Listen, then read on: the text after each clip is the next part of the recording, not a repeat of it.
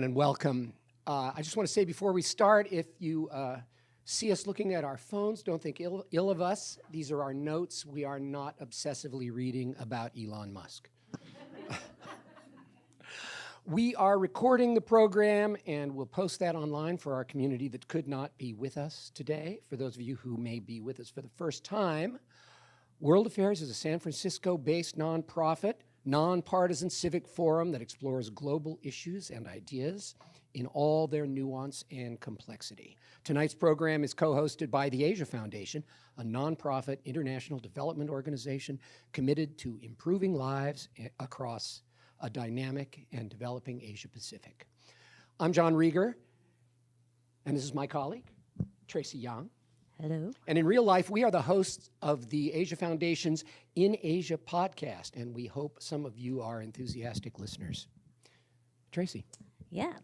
So, as any citizen of a major American city knows, poverty and homelessness aren't confined to the developing world.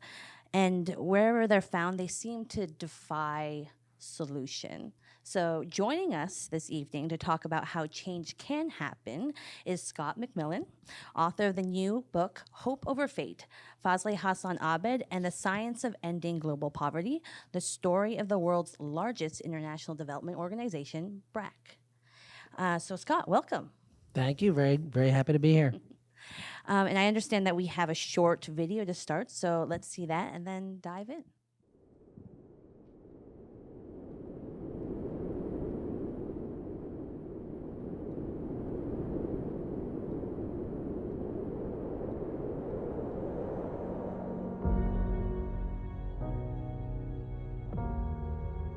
He's been called one of the unsung heroes of modern times.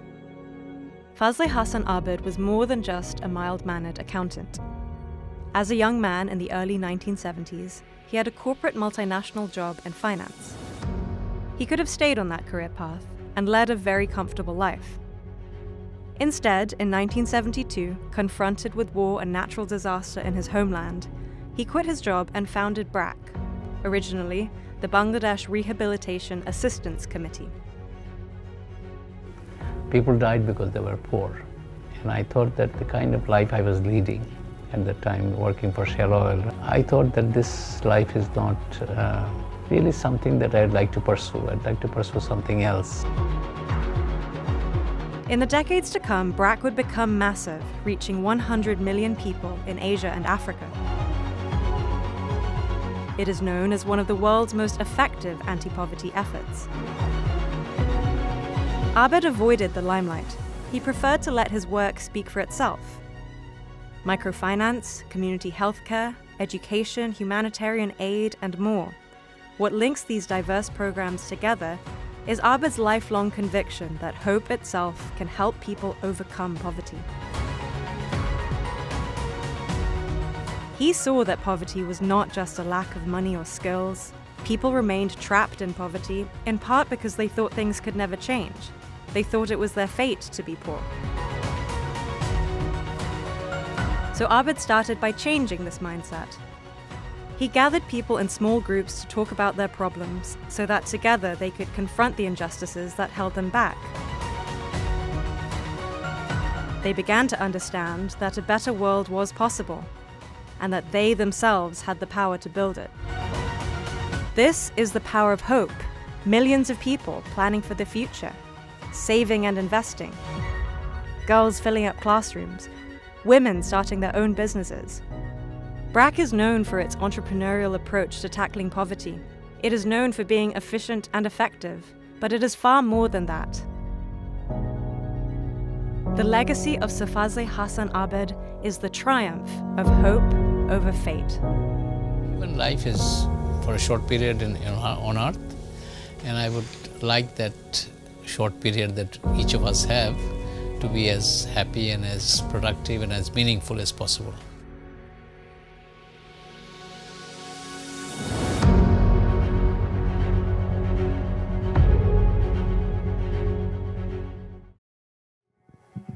I like that final shot of him at the end. All right. So Scott MacMillan. First things first, why don't you tell us a little bit about yourself and what inspired you to write the book? So I just have to say that I've watched that video like a gazillion times, and it's still, and I'm not moved by much, but that still kind of moves me. In 2011, I was a freelance journalist at the time, and I was traveling around Africa, doing this big overland trip through several African countries, all around the perimeter of Africa. And I got the development bug, and I became very curious about what works and what doesn't work in international development and poverty alleviation. And I heard about this organization called BRAC. And my reaction to hearing about BRAC for the first time was similar to the reaction of many people, which is, who the heck are these guys and why didn't anybody tell me about them before? I mean, it just seemed like the scope and scale and the breadth of the work they were doing, reaching like 100 million people in about a dozen countries, and they had kind of a reputation for development done right. And I became very curious about the work they were doing. I applied for a job in communications at BRAC USA in the New York office. And long story short, I ended up working very closely with this gentleman. His picture should be here somewhere on the cover of that book there, Faisal Hassan Abed, thank you, the founder of BRAC.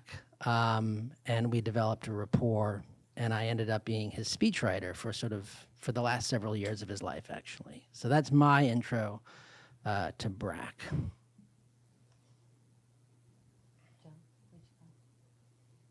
Should I go on? Scott, earlier in your book, we see Abed, still an accountant with Shell Oil, struggling to deliver relief supplies from the open door of a low-flying helicopter in an area just devastated by the great cyclone of 1970. Tell us something about the man himself. Who was Faisal Hassan Abed? Right. So, best described as face-to-face, a mild-mannered accountant.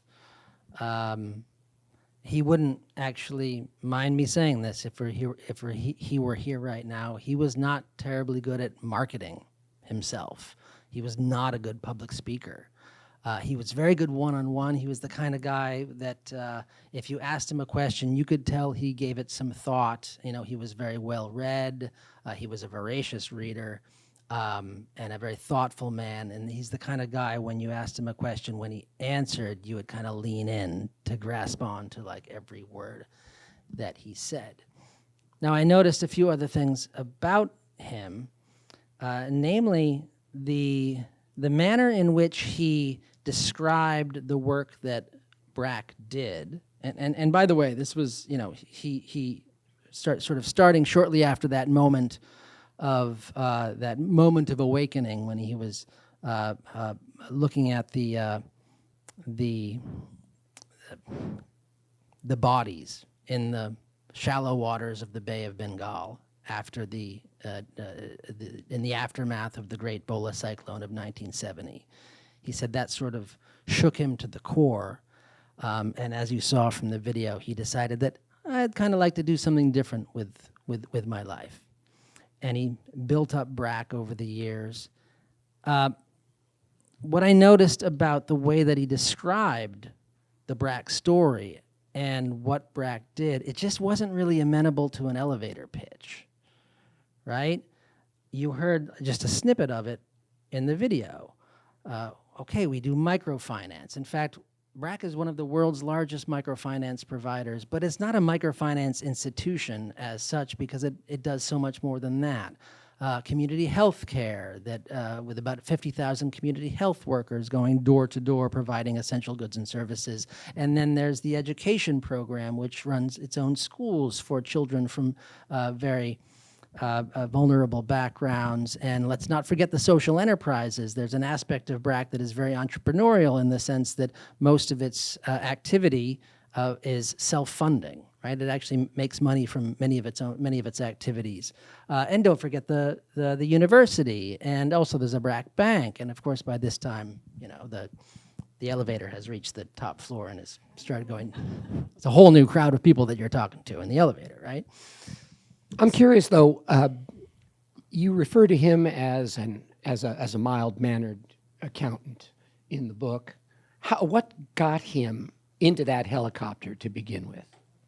He said something to me that was, and I remember because of the way he described it was so idiosyncratic. He said, I always had a hankering to do something for my country, but I didn't know what and I didn't know how. And the story of how he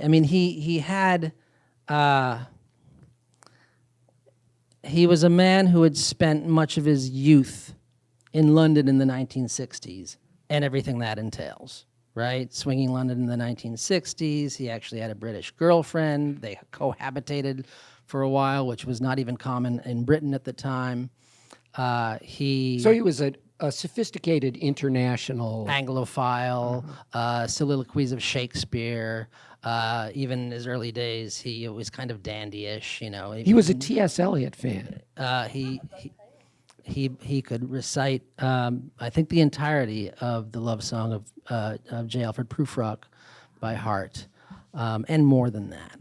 So yeah, he was a very learned man, and yet oddly enough, more comfortable with spreadsheets than telling stories. And I said to him once, "You don't like stories, do you? You like numbers more than stories." And he kind of, corrected me, young Padawan. It's the numbers that tell the stories. And he could tell stories with nothing but statistics, no names or faces or cast of characters. It was really quite uncanny. Well, going into numbers, your book refers to the science of ending global poverty. And I think we've all in this room heard, once or twice that, poor people are poor because they don't have money. So why don't you just give them money? But I think in BRAC, you quickly realize that's just not the case at all. So as I spent literally hours and hours talking to him, hearing stories from the previous 8 decades of his life, I began to piece together that the work that he was doing was more than just a hodgepodge of different interventions, right? So this sort of laundry list, this thing that was not very amenable to an elevator pitch, there was in fact this underlying unity to what he was doing, going all the way back to the 1970s, and it's exactly what you just said kind of alludes to it. It's this idea that hope itself can help people break the poverty trap. And all these different interventions that he was doing, the education, the healthcare, the access to credit, the agricultural inputs, the cows and the dairy farming and all that, they were means to an end, but they were also, these were the ladders that people needed to climb up out of poverty. But you could provide all of those things, and it wouldn't really make a difference fundamentally if people didn't first believe in the possibility of change. So there's a story that I'd like that I could tell. Go ahead. Okay, good. I've license to tell a story. Okay, just one, I promise. In the spirit of Abed not enjoying telling stories about himself, I did not actually begin this book with an anecdote about Abed, even though it's a biography about him, but about an anecdote about a woman named Shohida Begum, who lives in the far north of Bangladesh. And she lives on a tributary of the great Brahmaputra River, where it sort of pours in from the Assam hills, pours down into the deltaic floodplain of Bangladesh. The river is like 7 miles wide at this point, and it's consists of all these shifting islands of silt. And she lives on one of these substreams. The first thing I noticed when I met her, she lives in a mud brick dwelling about the size of a pickup truck, I would say. The first thing I notice about her is she speaks exceptionally loudly. Her voice is just like, you don't understand, you're not from this land, so you don't understand what it was like. And she strikes me as somebody like with the confidence of she speaks with the confidence of somebody who has overcome great odds. And then she proceeds to tell me her story. She was married off at the age of 11, right? Not uncommon. And well, we can go into child marriage, but what that entails is very traumatic, obviously, for an 11-year-old child. Unlike many other people in that circumstance, she actually was in an arranged marriage that turned out to be filled with love, and she used that word when she described her relationship with her husband. She said, "We were very poor, but he was a good man, and our marriage was filled with love." And one day he came back from the market where he was selling hats for a living, and it was an exceptionally hot day, and he passed out gasping for breath, and long story short, he died, probably of heat stroke. And she was left destitute. And then she tells me the story of how she managed to sort of build herself up, empower herself through the interventions of this organization that had come to town called BRAC. She'd gone for 3 days without eating before she entered this program. She did back-breaking work in a brickyard carrying mud on her head. And the program that she entered was the first pilot of what later became known in development jargon as a graduation program. Her assets grew and grew. She got some goats, 3 goats turned into 12 goats. The name of the chapter is The Fox That Killed My Goat. And she tells me this like tragic comic story.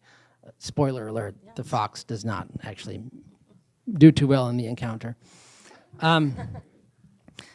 But I think as she's telling me these stories, and I see her now with her, she owns 3 acres of land. She's got electricity in her house. She's building her assets every time I meet her.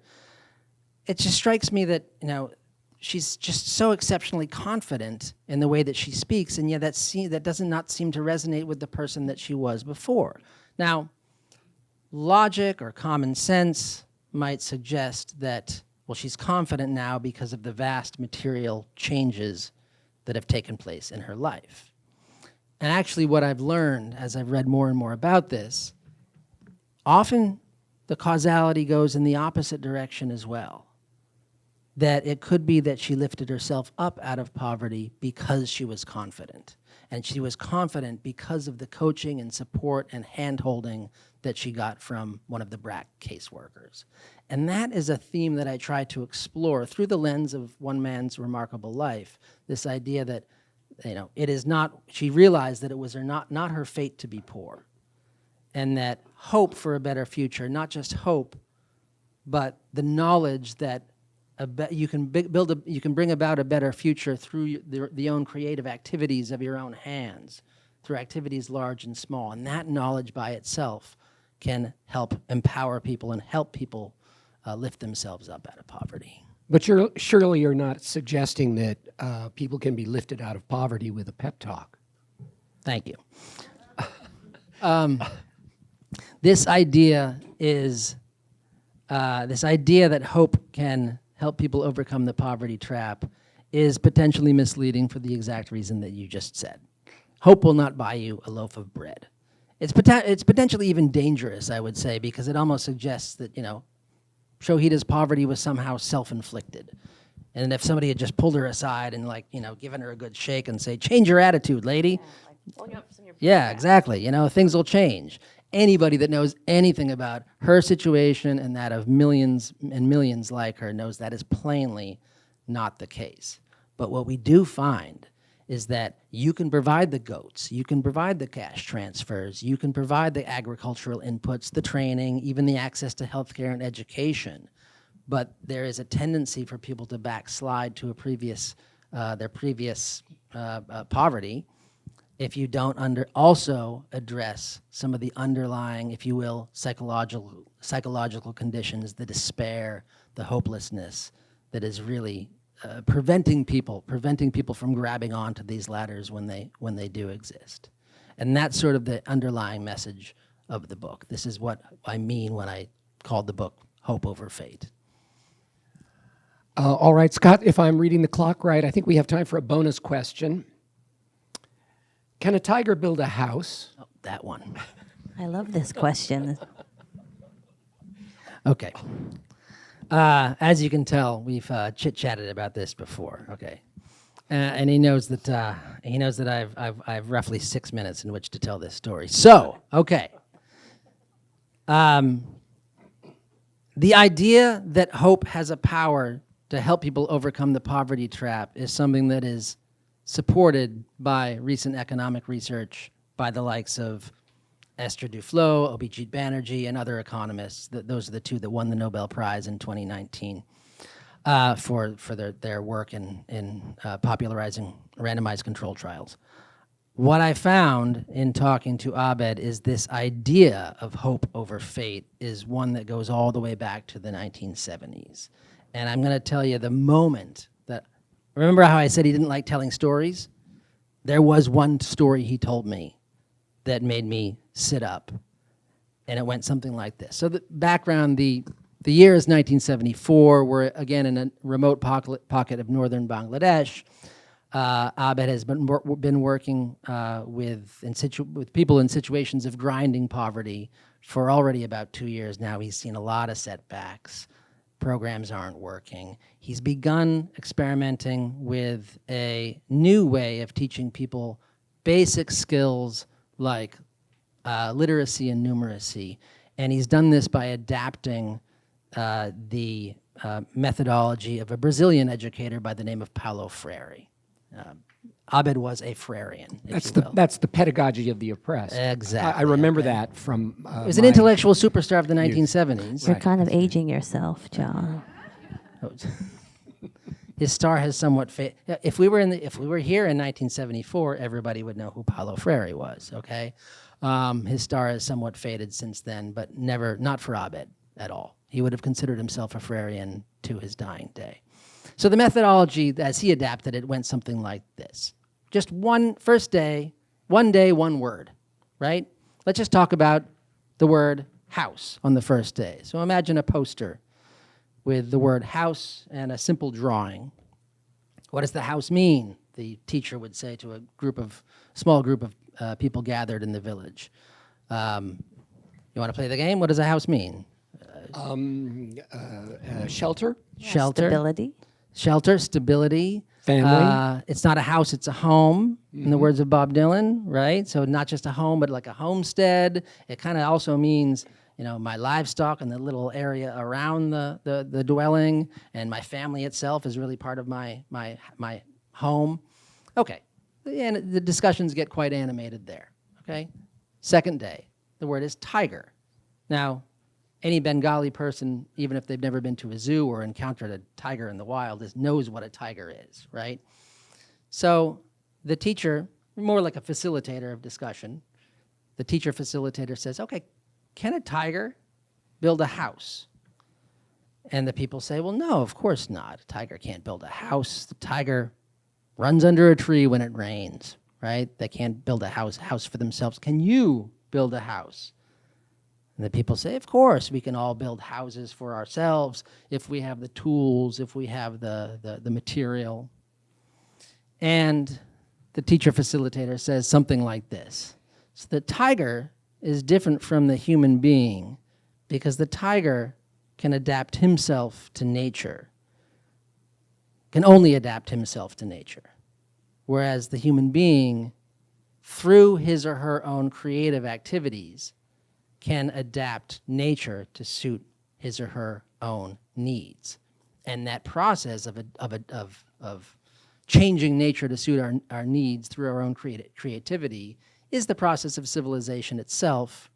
And whether we realize it, we all sort of play a role in that. So can anybody in the room say, in the room or in the spot in the village where they're gathered, say a few creative things that they've done lately? And somebody might say, well, I actually repaired the thatch in my roof, or I worked on a flood wall to redirect the flow of rainwater to irrigate the fields properly, or I planted some rice, or I harvested some rice, this type of thing. And as Abed told it, the point kind of started to become clear at that moment. Society was theirs to own and to shape. It was not something given to them. It wasn't a fact of nature. It was not a fact of nature. It was not something that it was immutable, like the sun and the moon and the tides, right? Poverty itself was made by humans, and it could be unmade by them too. And there were many things, large and small, that they could do, and if they worked together, 100 tigers cooperating with one another could still not build a house. But men and women working together could do many things. And as Abed told the story, the effect on the villagers was kind of remarkable in the sense that they began to think about the future in a new way and plan for the future. They no longer lived in this sort of, as Paulo Freire said it in Pedagogy of the Oppressed, this overwhelming present, right? Which is how animals live. And that itself was a remarkable change. Now, the road ahead would be very, very long from there, and it would involve provision of basic services that they had long been denied, like credit, all the things I mentioned before, healthcare, education.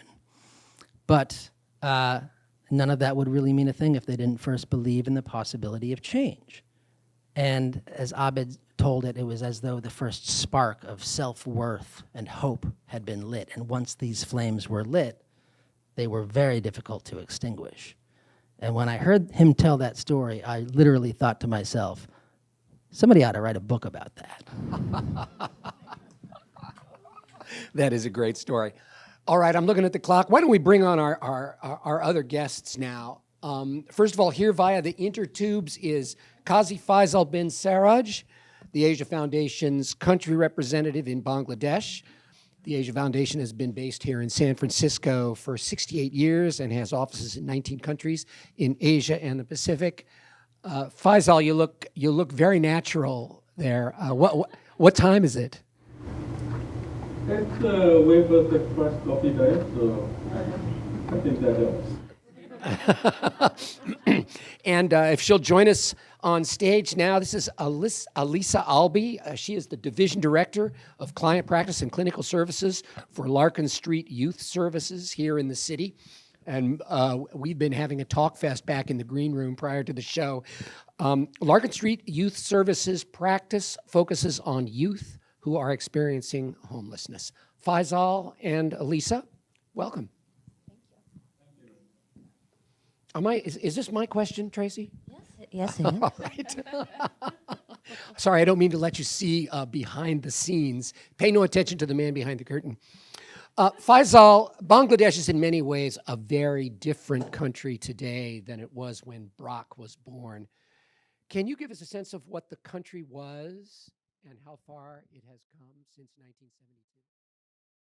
1972?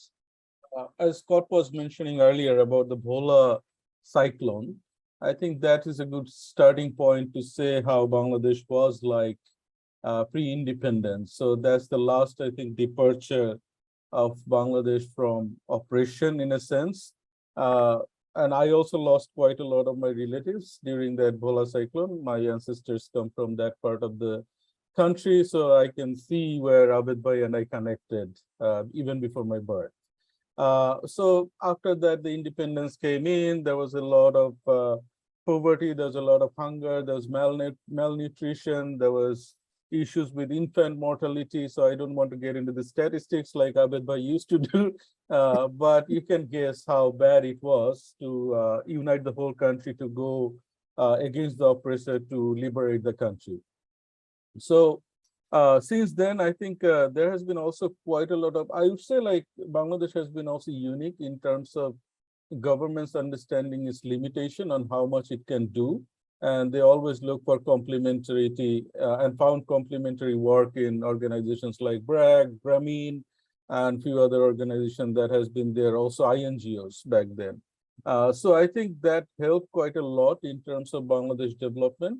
Whereas the government provided infrastructure, the government provided, also had the intention of outreach. I think these NGOs basically helped them to reach the last mile in terms of outreach and in terms of letting them know who are being marginalized, who have been ignored in the process of development. So I think that's a great example of how CSOs and government can work together. And now, in the last 10 years, we can see quite a lot of fruition of that collaboration. Bangladesh has graduated into lower middle income country out of the least development country.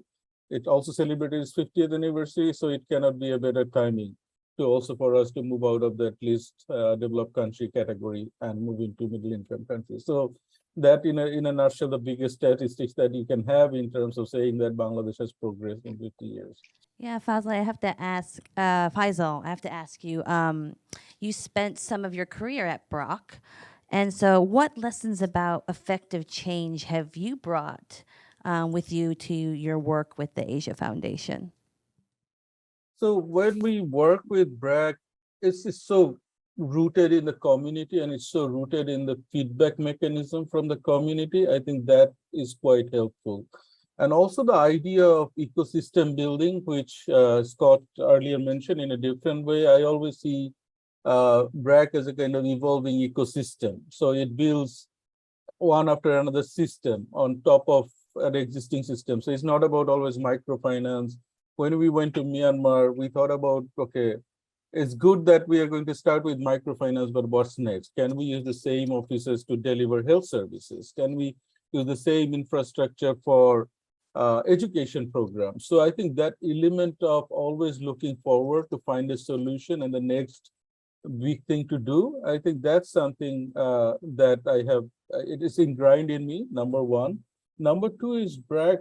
I think because of Abed Bhai, the DNA is also highly influenced by realizing potential.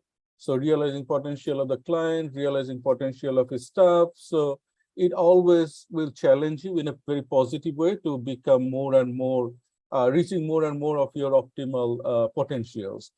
So these two things I think are primary, and also the third one I have to mention is that I think looking at Abed Bhai and looking at BRAC, I think it also sends a signal that you can have the heart of a humanitarian, but still you can be a business like in your mind to achieve those things. So those three things I would start with right now. Alisa, Yes. turning to you. Homelessness in America is proving to be a diabolically difficult problem. Why is that? What makes it so difficult? Well, I think that is a pretty big, big question to answer. Well, you just pick your favorite part. I mean, I think we have to think about the structural system of the United States, and our systems are built, unfortunately, to keep a lot of people in poverty. And the resources that we have are not always allocated in the most efficient way to support people and moving their growth forward. And I think we talk a lot in this book around, you're talking in your books about, hope, and we think a lot of that around youth empowerment. We work with young folks, mostly 18 to 25 years old. And our big focus is on their strengths. How do we empower them to see their own strengths? If you've experienced generational trauma, and that includes generational poverty, generational involvement in the child welfare system and the juvenile justice or justice system, you often lose that sense of empowerment, that you have control, that you have a sense of voice. And so we really focus on youth voice and youth empowerment and finding those small strengths in every young person that we work with. I think you told us that most of the unhoused have their first experience of homelessness before the age of 25. Yeah, actually 45% of adults here in San Francisco report that they had their first experience of homelessness before the age of 25. That really suggests a structural condition. And so, a lot of our programs are really there to work on early intervention, and we really try to focus on the whole young person. We are addressing housing, but we're also addressing education, employment, healthcare, wellness, and supporting them in all those pieces in order to empower them to have choice and voice in their lives. I think it's quite unexpected that the unhoused for youth, it's not just, people who come from a bad home, but people who, especially in this city, who just can't afford the rent here, just college students from the university, right? I mean, yeah, this city, unfortunately, the young people who grow up in this city can't afford to live in this city very often. And, you know, we have young people who are going to SF State who seek our services because, you know, maybe they don't have a home to go to during the winter break. And there's food insecurity, and there's, you know, yeah, maybe they can live in the dorms, but, you know, the cafeterias are closed. So there's a lot of other pieces that are often not thought of, even with young people who are going to school. This question is for all three of you. Two themes that stood out for me in Scott's book is the problem of entrenched power relations in underdeveloped communities, and the problem of overcoming hopelessness. So to all three of you, how do you untangle those knots? Like, how do you find the exact intervention that will work? Also a very big question. Yeah, I was going to say, We don't want to great, miss anything. with great difficulty. Thank you. First of all, I want to say something that relates to you know, the fact that we have a locally based, a Bay Area based organization represented here in a context, you know, in a book that is primarily about what we call global poverty, as though San Francisco and the Bay Area is not part of the globe, right? But, and I'm a part of this problem too, people that work on domestic poverty issues and people that work on international development don't tend to talk very much, okay? And, you know, guilty as charged, because when I've given talks on this book, there's always at least a couple of questions from the audience that are something along the lines of like, okay, but what does that mean for us here? You know, we got our own problems of hopelessness in the United States. In fact, a lot of us feel, you know, hopeless from time to time, if not a whole lot these days, about the state of the world that we're in, right? So there is I think, and I don't develop this in the book as much as maybe I should have, but I think there's a universality to this message, and I just think that we need to talk more, and we need to explore what Abed called the science of hope. It's not some soft and squishy, airy-fairy, vague, soft-hearted concept. Oh, give hope to people, right? There's actually a science to it. So I don't remember what your question was, but that's what I wanted to say. Thank you. Perfect. Alisa? So we really attribute, like, one of our biggest interventions is that we come from a trauma-informed, client-centered approach to our work. And with that, a big piece is giving choice. You know, even if choice, yeah, you know, often, especially as adults, we want to believe we have the answers to young people. We've been down that road. We know how to not do those things. We know how to stop and so in that, we tend to take away choice. And that is where people get empowerment. When you've never had choice, that is where you lose a lot of your self-empowerment. And so we, you know, even if it's small things, we give them choice. And, you know, in housing programs and things, that does mean there are rules. It doesn't mean that it's like free for all, whatever you want to do. But when there's space to have choice and to have voice, I'm also the director of the Youth Advisory Board. And so the young people have voice in how our programs are developed and set up and designed, because they are the ones who are going to experience it. And that gives them that space to have that choice. Yeah, you said strength-based approach. Yeah. Can you talk a little bit more about that? Yeah, so strength-based is really, you know, a lot of our young people have developed coping skills that we might not consider healthy, right? However, their resilience and their ability to adapt to the world that they grew up in has been a supportive factor for them. And so we want to find those strengths in every you know, everything that they do. For example, that might be, you know, someone might come into a room with a case manager and feel very uncomfortable sitting with their back to the door, right? And if they go into a job interview, they might not get the choice to sit with their back to the door. But when they come into our office, we start by giving them that choice. Where do you want to sit? What makes you feel most comfortable in this space? If having your back not facing the door is what gives you that empowerment and makes you feel comfortable, then we're going to give you that choice. And then we're going to support you, and we're going to recognize, hey, like, I'm observing that actually you noticing this about your environment has kept you safe. It has kept you safe in places that maybe were not safe. And I understand why you do that, because this is making you feel safe. And where else and how else can we get you those skills to make you feel safe in those spaces when maybe you can't have your back to, you have to have your back to the door? I have a burning comment, and then Faisal's. Fire. I promise. Okay. When Abed first began rebuilding the houses after the BRAC started as a refugee relief effort. Okay, rebuilding houses that were destroyed After the War of Independence. Bangladesh Liberation War. Okay, and he actually had this idea. Okay, the Pakistani army had razed the entire village. I'm going to give the people, corrugated iron and the tools to build their own houses, right? As you do. And I'm actually, going to bring in an architect and a little, sort of somebody from the urban planning department of Dhaka University, and we're going to rebuild the house in a more orderly fashion. Everybody just built their houses exactly where they were. Okay, and it was the first inkling of like, oh, wait a minute.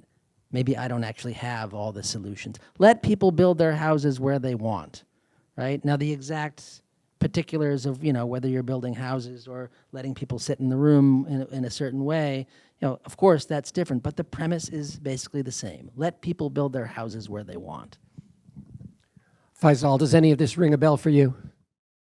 Yeah, I think rings a lot of bells, and I think there's not much to add other than saying that when you work for an organization that Alisa does and organization that I worked for previously with BRAC, I think it's so rooted into the community that sometimes it becomes part of the fabric of the community. So in an anthropological way, it becomes part of the community, and at some point, the sheer fact that there's a presence and there's an extra option for these people to avail these services itself gives them a lot of hope. So when we went to Afghanistan or when we went to Myanmar, I think that was also a clear strategy from BRAC to have a branch office set in a very, very rural area, for example. And within that branch office is there, and a lot of people has never seen like development workers coming to them. A lot of people have not seen, say, big commercial banks coming to them. But now that they have this option within the community, it gives them a sort of power to choose. So they don't only have to go to money launderer, they don't only have to go to the commercial banks are already close to them, so they never had that access. So I think that bringing that another option viable is sort of empowering too. And also the fact that community members know they're here to stay, that also helps quite a lot in terms of increasing their hope. Alisa, speaking of empowerment and finding a way into these knots, you have a program that you've described to us previously that I refer to as your lease escrow program. I don't think that's the real name, but you know what I'm talking about? Can you describe that for us? I think it's fascinating. Yes, I do know what you're talking about. So as part of, we offer a variety of different housing styles and options. And one of our programs is our transitional living programs, which are up to 2 years or the age of 25. But as part of it, we are working to build life skills, and one of that is paying rent. And so actually clients pay 30% of their income, whether that's from financial aid, GA, other stipends, any employment, whatever it might be, into quote unquote a rent savings. So they pay Larkin Street, they learn how to do money orders and give it to their case managers every month. And that goes into a savings account that they actually get at the time of their end of their program. And for youth, Wait, so who covers the rent? Well, you cover the rent. We cover the rent, but they make payments. They make payments into an account yes, that they get at the the end. So they, yeah. And, if some of the youth have taken advantage of it, have left with, $10,000+ in rent savings. Some clients use it to buy their first car. Some have used it to, basically finance their first months of rent. We had a client who used their savings to support them in doing a down payment on a house. And so, it's a great way for them to practice the life skill and to come away with money because our goal ultimately is to make youth homelessness once brief and hopefully non-existent. I got to admit that this program actually makes me feel a little bit emotional. It's beautiful. They come away with a new set of skills, and instead of having spent that year scraping to pay their rent and then having nothing, they come away with a new set of skills and a savings account that they can look at and say, I saved that money. That is the science of hope. Yeah, and also I think what I really resonate with me is your other indirect approaches, like your art program. Can you talk a little bit about that as well? Yeah, sure. I think the biggest piece of this work is building relationships. If we don't have relationships, and I'm sure everyone else in here can attest to that in development work, if you don't have relationships with folks, you're not going to get anywhere in this work because they need to trust you. And so, for especially young people who have had instability, who've maybe had untrustworthy adults in their lives or had relationships broken, whether that's by systems or because people left, we really want to build those relationships and that rapport with them. And our arts program is one of the lowest barrier access. And it's often how young people get involved with us even before they acknowledge that they want housing.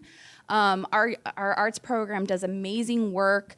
Just exploring, giving an outlet for a voice. I come from a clinical background and I recognize the importance of art in being able to express because not everyone feels comfortable getting in a room with a clinician and being like, here's my life story, right? But if you can say it through art, we have an art studio, we have a lot of different art programs, we have directors and all sorts of things that come in and do special workshops. And every year we have a performing arts night with our young people. And the local theaters here have graciously allowed us to use their theaters. And it's just a really great way for young people to initially get involved. And then we can start having those more difficult conversations, like what's your housing situation? What are you experiencing right now? Why is it difficult to hold a job? Are you interested in going back to school and starting to have those deeper conversations? Faisal, Tracy and I see a lot of Asia Foundation programs from our vantage point at the In Asia podcast. But I wonder if you see some parallels between the domestic arena that Alisa is describing here in San Francisco and the international arena where you've been active in a number of countries. Do you see this kind of empowerment program as being an essential part of the foundation's work? Yeah, absolutely. And I think organizations like Alisa's and BRAC has been quite instrumental in terms of letting the policymakers, letting the donors, letting the different stakeholders to know, look, there is a group that is being excluded, they need support, and we have this idea, and is there a possible way to collaborate? So in case of Asia Foundation and many other international development organizations, is actually identifying the organizations that are rooted into the community. I keep on using that word again and again, or phrase, and actually work with them is a complementary level. So it's not to substitute their work, it's basically to complement their work, how we can work together, because at Asia Foundation, we also work at the policy level a bit more. That's our comparative advantage. So taking that idea, supporting them, and then working with the policymakers to change structural, happening changes at the structural level, that's where I think the organizations can work together with different specialties, with different working criteria. And I think that's where I think the powerfulness of CSOs, international development organizations coming together can make a really, really infrastructural change. into the in the world. We're going to turn to questions for the audience in just a minute. So if you're feeling something in the back of your mind, start putting your words together, and we'll send a roving mic around. I just wanted to give all three of our guests a chance to to sort of freestyle here and see if you have any further remarks to add about the topics that we've been discussing. Okay, that's the broadest question. That's the broadest question yet. I specialize in that. All right, yeah, we'll head to Q&A then. All right, okay. If anybody has a question, we do have a roving mic back there, and we'd love to hear hear what's on your mind. Yes. Hi, I'm Salvador. I'm the floor manager at the Healing Well in the Tenderloin. And I just want to acknowledge one thing and then ask a question. I want to acknowledge that the people of color are the most affected by the system that is in place now. I haven't heard that being mentioned tonight, so I just wanted to make sure that that was brought to the forefront. And then my other question is for the Larkin Street Youth Services. And I understand that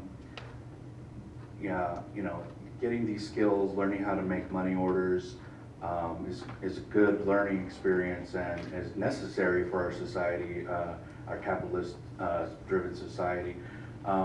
What other services, wellness services or therapy services do you offer?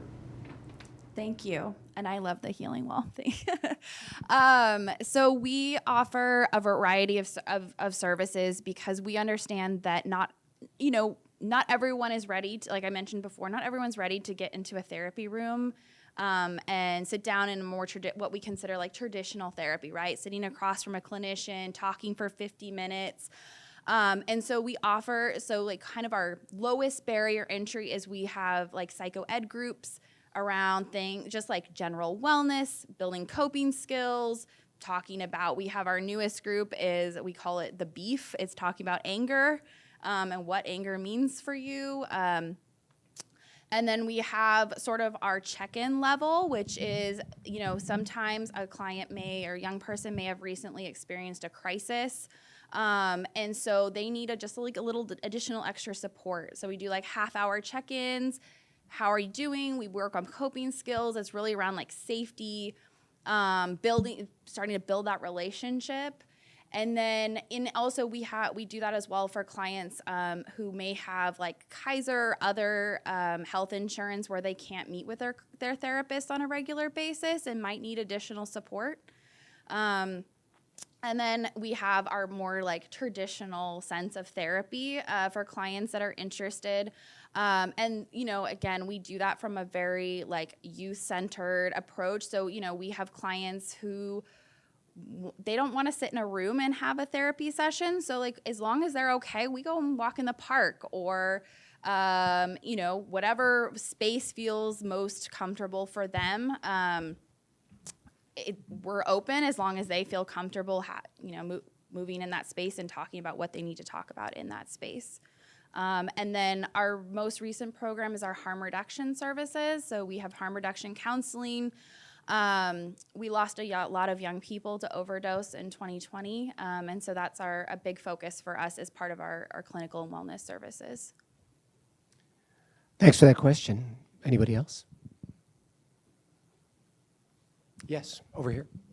Hi. Whoa, wait. We're going to hear you over the sound system. Hi, I teach at a community college in the outer East Bay, I guess, in Livermore. And I was curious about what you were saying about SF State students, for example, using your services. You probably already know that the community college system now has a basic needs mandate, so each community college has to provide basic needs to students. So we have a mini market now at Las Positas, for example, trying to reduce stigma so that any student can go there. You don't have to demonstrate need. It's not called a pantry, et cetera. So in just thinking about some of what you do at Larkin Street and also thinking about BRAC, which I know very little about, but I'm interested to learn more, how do you weave education into kind of the vision of young people's future that you're trying to encourage? education is really challenging because it's all deferred gratification a lot of the time. You know, you don't have income, so it's hard to devote the time to school, for example. And so I'm just kind of curious to get just a basic overview of how that is woven into your work at Larkin Street. And then BRAC, I guess what you are doing is funding various education intervention programs? No? Okay, so you can correct me. I'm just interested to learn more. Yeah, thank you. So for our education programs, again, we know one size does not fit all. So we have tutoring services, GED services, and then we have our learning centers, which are like 6 to 8 week long,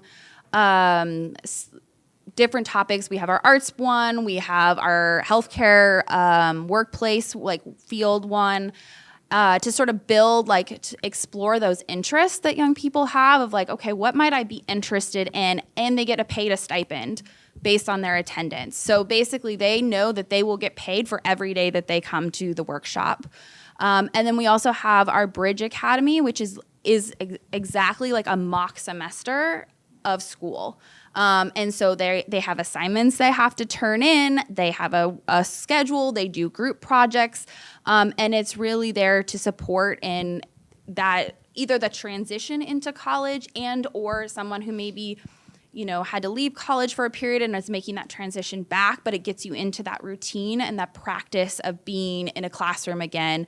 And it's run just like a college classroom. I am not part of the education department, so I am not sure about that.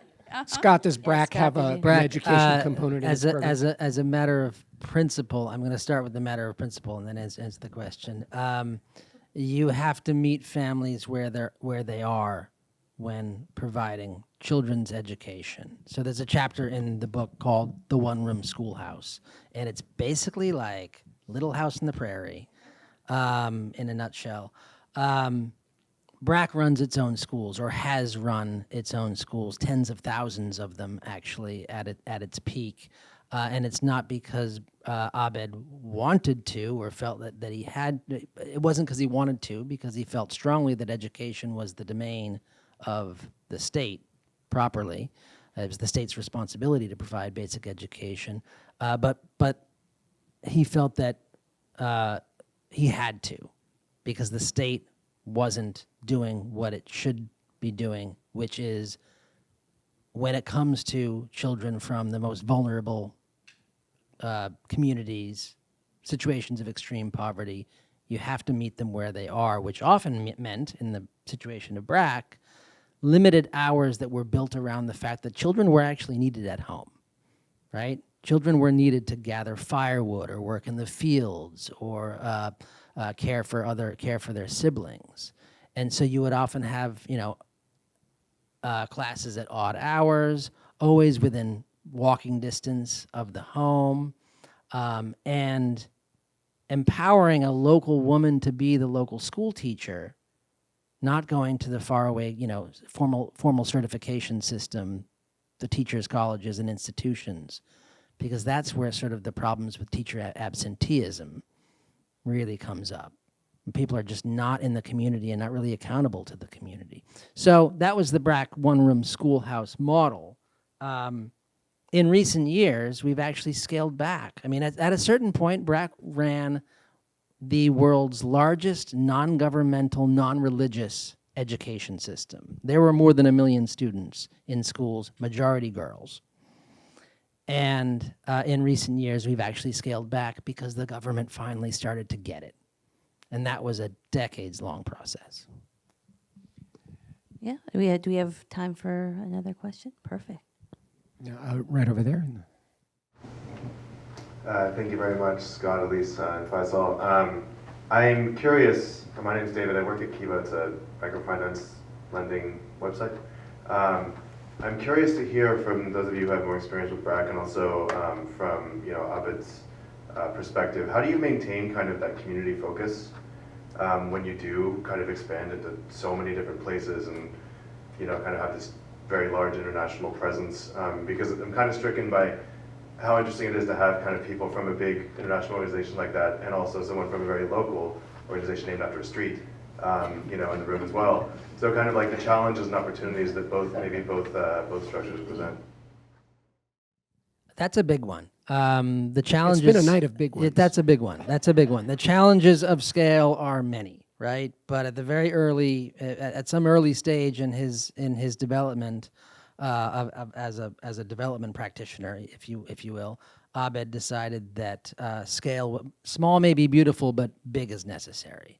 In other words, if you were going to do something about the problem of poverty that was more than just kind of tinkering around the edges, you had to grow very, very large and develop systems that were not just effective, but efficient and could be scaled up. Now, how do you maintain that community-based approach? Through various mechanisms, I would say, including very frequent monitoring and feedback systems. So you make sure that you have systems in place that are gathering data from the participants of the programs. We call them clients or participants. We don't call them beneficiaries. Even if there are 100 million of them, they're still participants or clients, not beneficiaries. Staying nimble in your approach, and I can think of numerous examples of programs that have failed because they failed to take into account the felt needs of the participants, or maybe they were adapted to a different context, and in that new context, there was just something off about the way that the modality was structured, we've shut down a lot of programs because they weren't achieving the impact that we were looking for. We talk about the ones that were really, really successful, but for every story like that, there's one that you had to shut down. That I think touches upon it, right? Just you have to. Maybe Faisal can say a little bit more because he's actually worked, as a country director of a BRAC program. I think that's right, Faisal. How does the Asia Foundation keep its local focus in spite of running a number of large regional programs? I think I think there's the principle of locally led programming that comes in, and the idea that there are lots of knowledge, there are lots of experience within the country, and this idea of as an international development organization, I'm coming with certain specialty, certain services that I'm good at, but the knowledge is actually in the local community. The knowledge is with the local CSOs, and once you get them together, you get an idea what their demand is and how you can supply and complement each other. I think that's the beautiful handshaking that comes in. But if you have as a development organization, I don't think we see less and less these days, where you come with a prescribed idea or a underlying opinion or an underlying solution that you want to propose, or what we call supply-driven development work. We see it less and less, and we see that more and more it doesn't work. So the demand-led, locally led development model, I think, is, again, as Scott was saying, there's a lot of feedback that is required from the field, a lot of feedback that is required from the local on how it happens. And once you have that mindset, it makes it much more easier to get international development work there. Rather than coming with your own idea, oh, I know this theory, it needs to work in there, but it doesn't really work like that. Alisa, do you have anything to add? I think for us, we are the local organization. They're named for a street. Yes, we're named for a street. But I think for us, thinking of the broader picture is that we do a lot of policy and advocacy work around homelessness, around particularly youth homelessness. And so even though we serve and we work on a local level in San Francisco, we're always looking at the broader impact of policies, whether that's local, state, or federal level. Well, to quote Jim Morrison, the clock says it's time to go now. Once again, Scott MacMillan is the author of the new book, Hope Over Fate, Fazle Hassan Abed and the Science of Ending Global Poverty.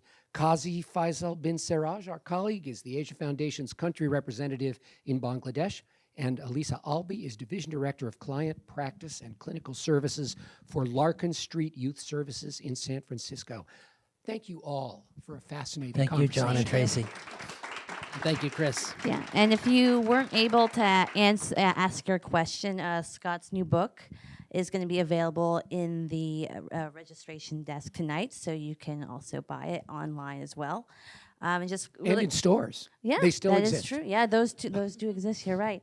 Yeah, and if you are not a member here, or if you're interested in more about what World Affairs can offer, just go to their website, www.worldaffairs.org, where you can find more upcoming in-person events, including this Thursday. I heard is the State of Diplomacy with Ambassador Eric Rubin. So that should be a good That one. sounds like a good one. Yeah, so that's our program. If you guys want to move into the area for reception, we can all mingle and ask more questions of these wonderful guests. And thanks so much to you, our audience, for being here.